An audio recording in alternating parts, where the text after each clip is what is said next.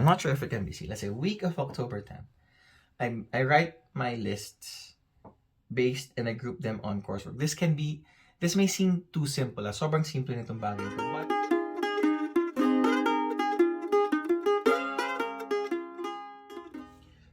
what's up, guys? Welcome back to Happening This Season. It's me again, Julian. And what's new, actually? My first term at Bow Valley College has just finished a few days ago. And what this means is, again, kick back, relax, enjoy the winter weather. Actually, it's negative 26 right now, so it's very, very cold.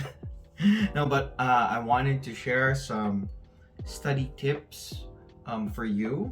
Again, I wrote it down on my iPad so that you can't miss any information. So the first term is done.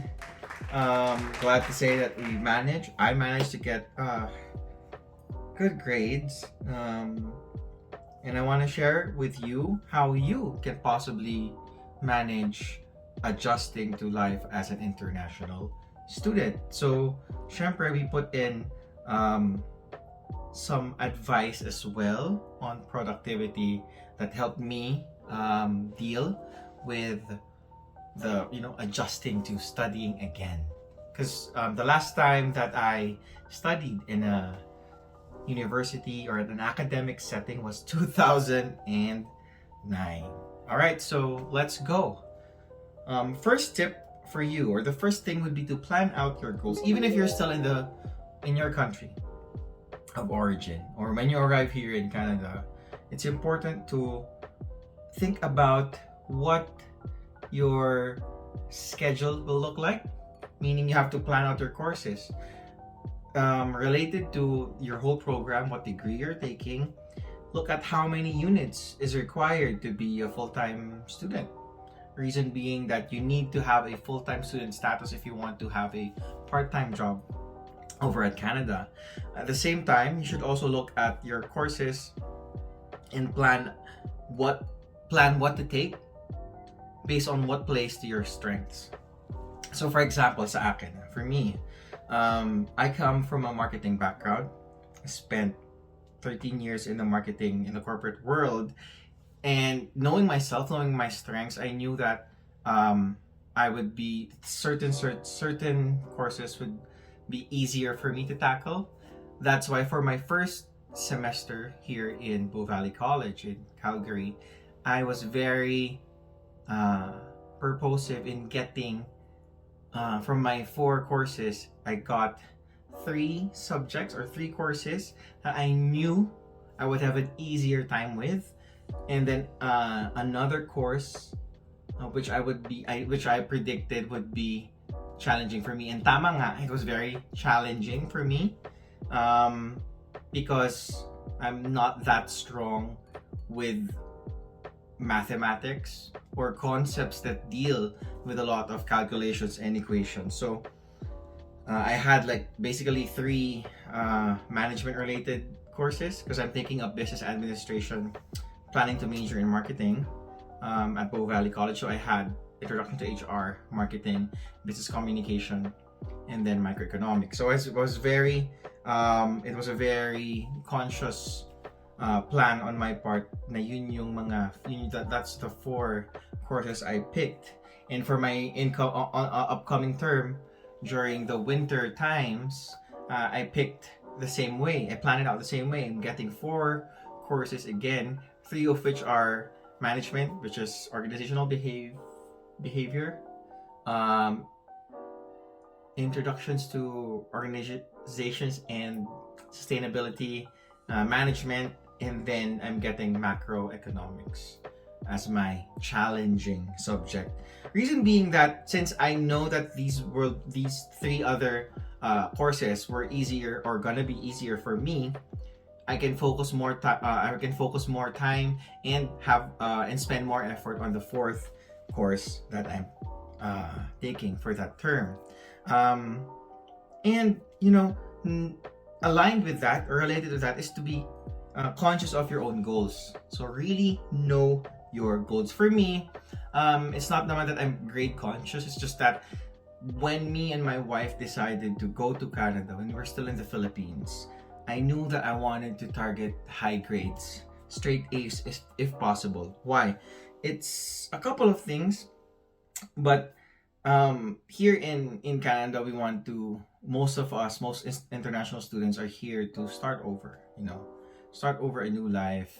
And as a student, I believe that having that degree will be opening more opportunities for me. And at the same time, as I'm studying, I want to be able to maximize all of the advantages I can get upon graduating. Let's say,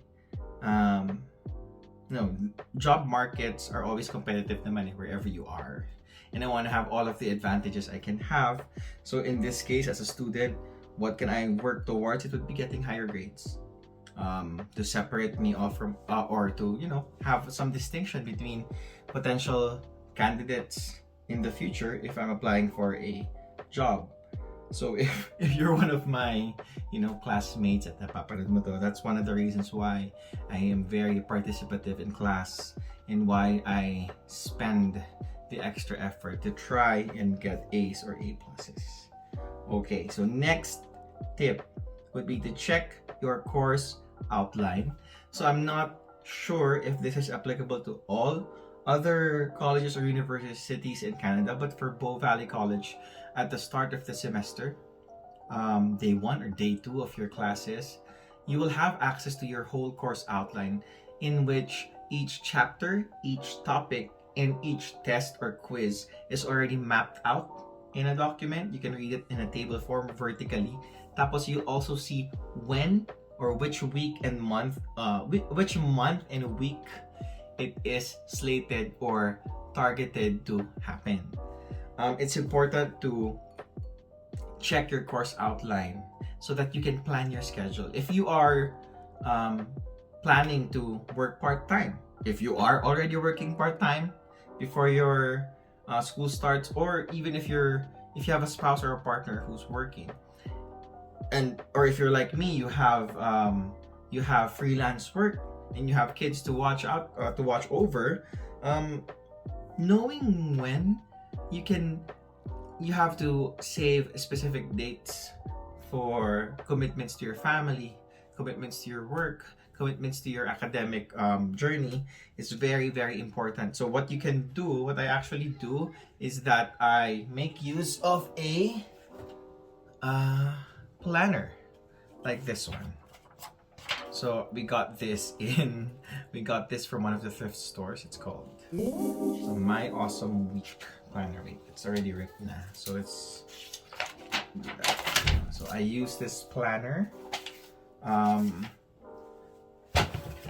to have a short-term or a weekly look at what I'm doing, but on a longer-term basis, yung course outline is really, really helpful. Next tip. Okay, so what I've discovered here at Bow Valley College is that there are a lot of group works. What I've experienced is that it's important to set grade expectations when you are working within a group. I actually got this advice from one of my good friends from our batch at BVC, and this is also from her experience. Now, when you get into a group at the start, most instructors or professors will ask you to draft a team charter. A team charter basically is you have to put it in black and white, documented what things you're gonna be upholding together as a team. Let's say if someone is late, then they have to do this. If someone is not pulling their weight for, let's say, 3 times, then we will report to the instructor, or we will remove them from the group. So that's important. That's a team charter.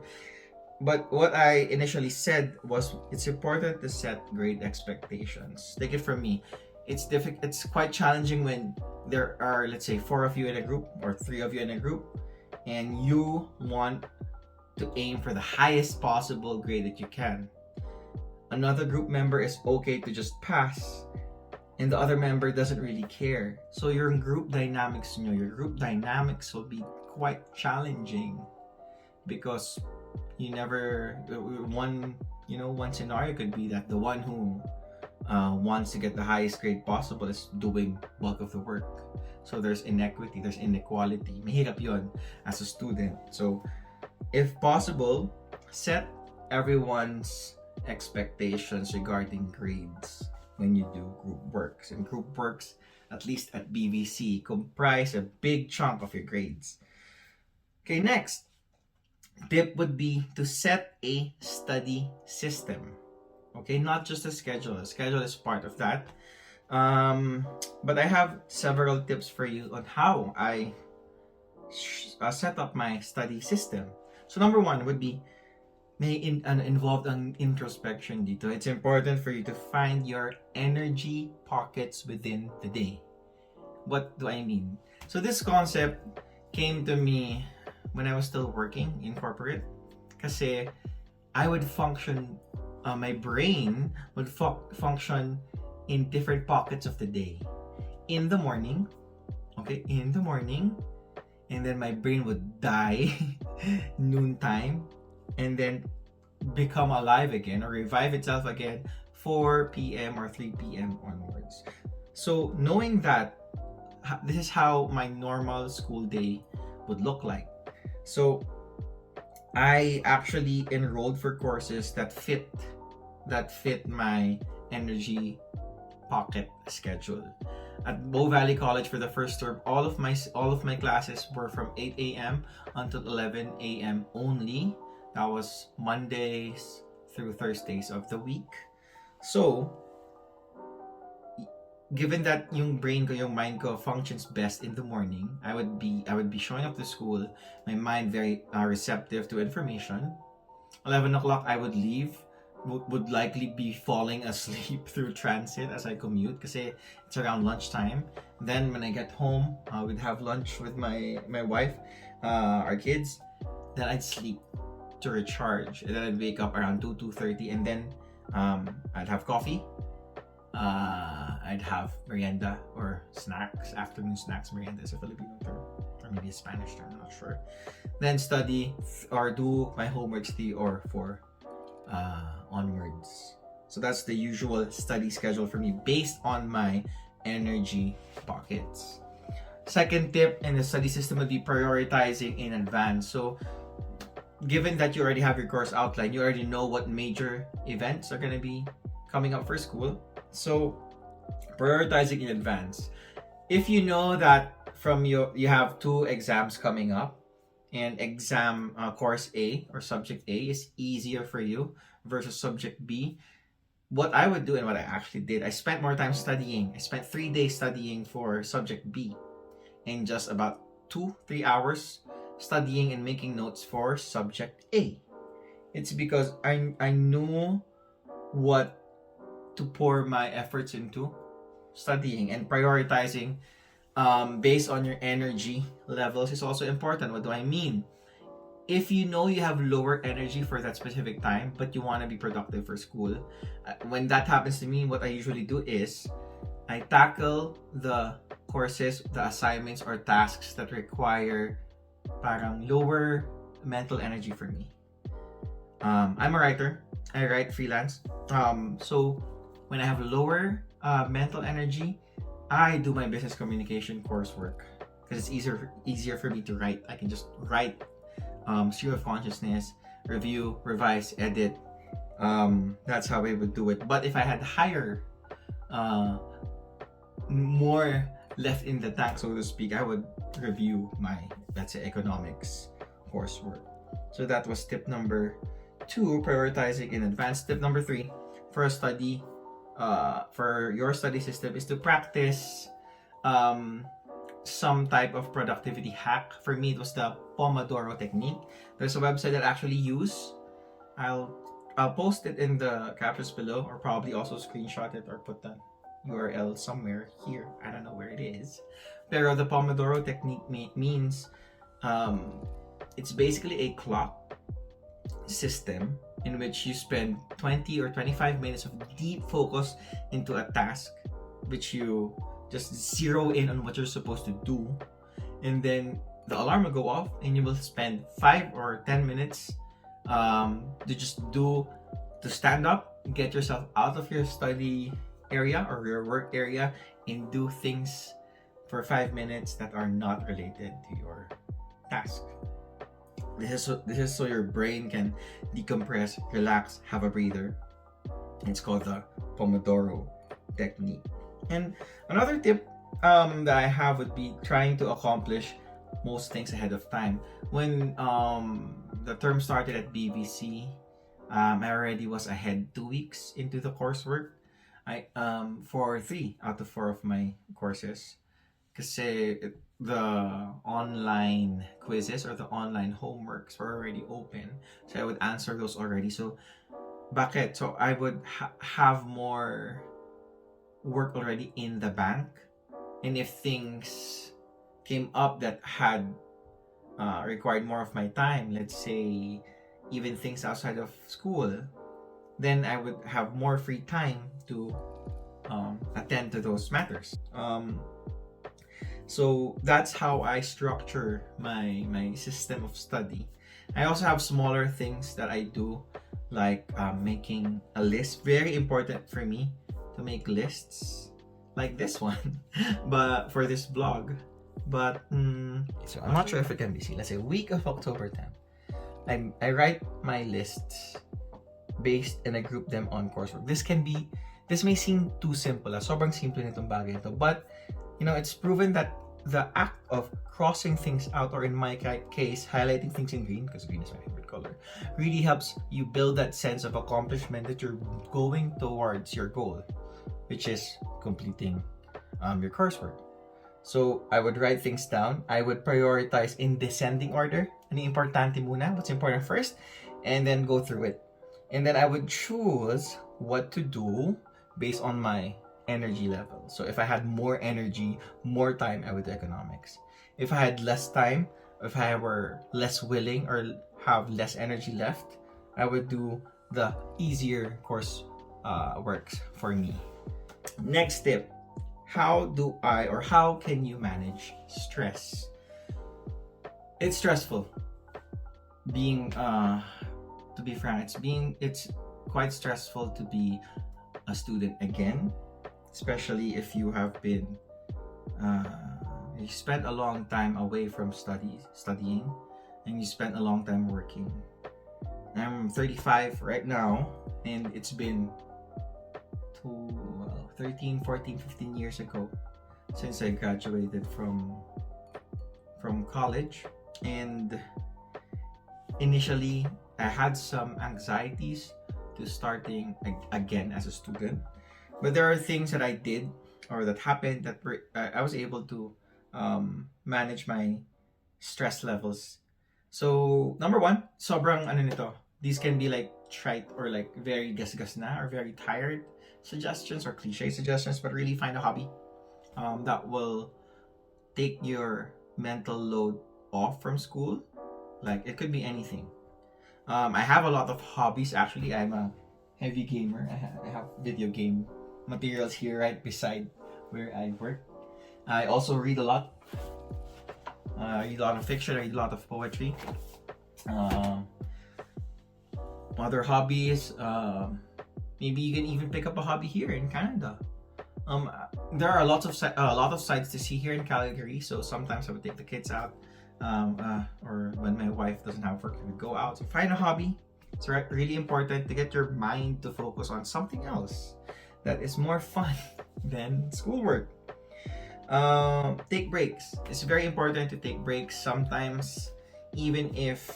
Okay, so I wasn't able to say this in my study system, but I plan my day out usually at the 2 timings yan.